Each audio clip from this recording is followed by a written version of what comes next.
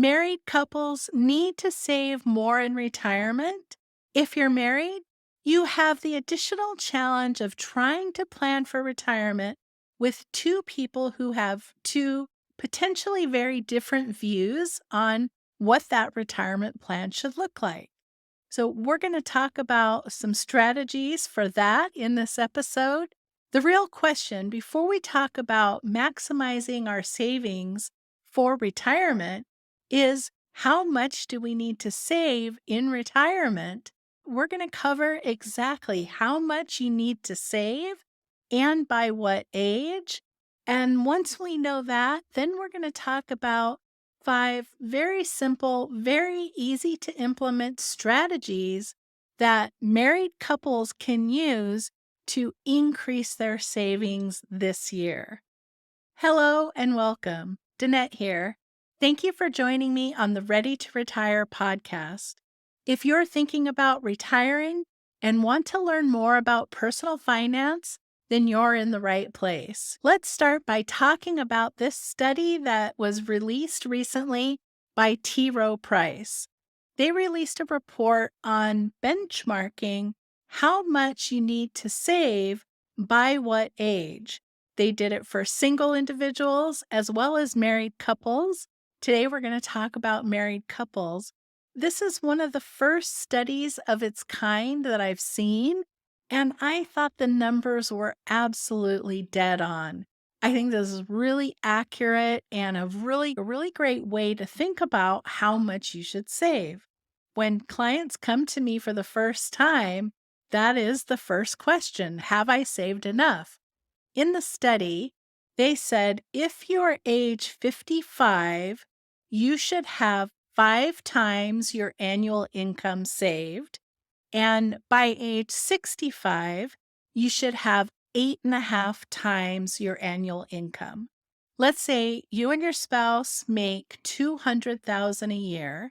By age 55, they recommend 5 times that number. So that's $1 million.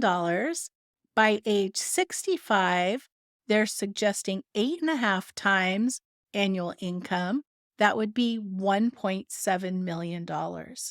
So, this is a really great starting point for calculating how much you need to save to retire. The next step you want to take is to figure out where you're at.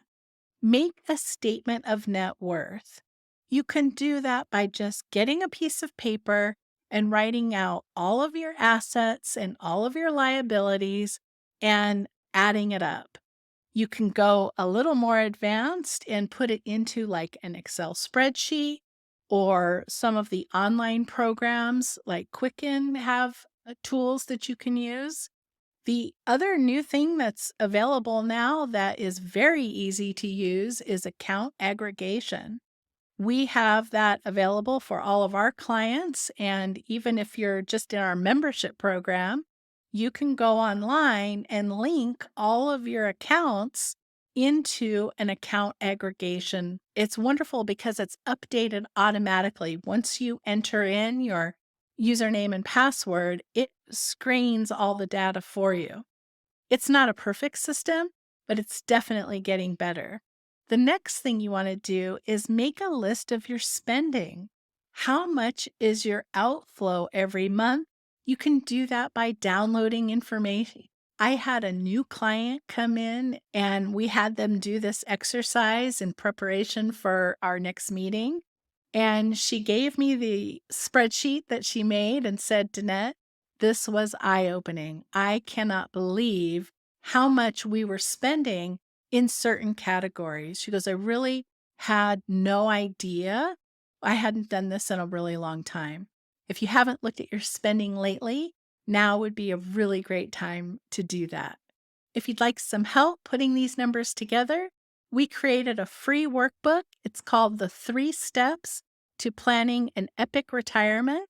I'll put a link in the description below, and you're welcome to download the free copy to help you with putting all these numbers together.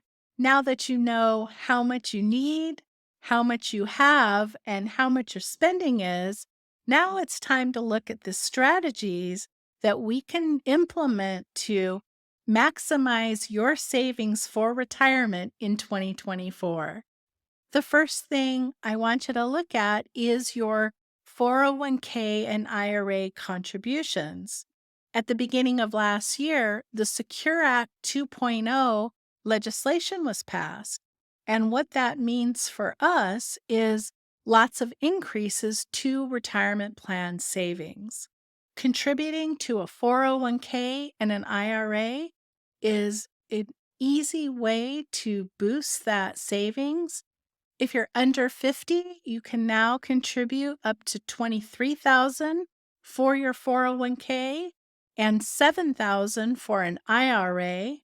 If you're over 50 with the catch-up contribution, it's 30,000 for a 401k and 8,000 in your IRA. This is a really easy strategy to help boost your retirement savings by maximizing the amount that you're contributing to these plans. If you're a married couple, you each get to contribute the maximum amount, so doubling the amount that is able to be saved in retirement. The next strategy is to pay yourself first. This is classic mom advice. This is what my mom told me to do, is always pay yourself first. When I was first starting out, I had all of my money going into savings and 401ks. So when I had my net paycheck, I knew I could spend every dollar in the net paycheck because I was paying myself first.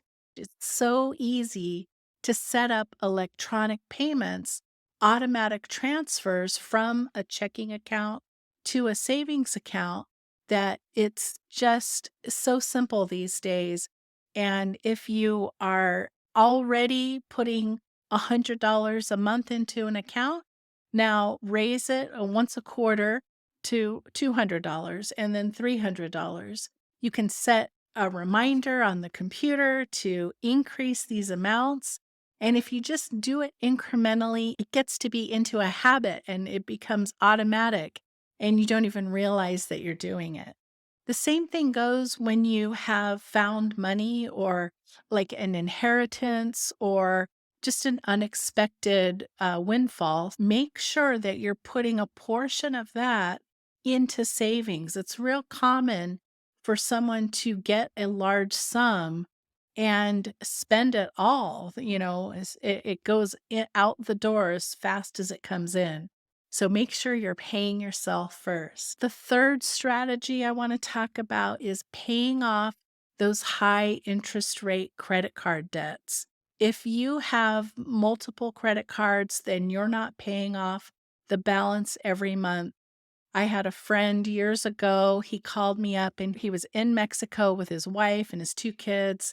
And he said that was when he found out that their credit cards were maxed out. They had $70,000 in credit card debt.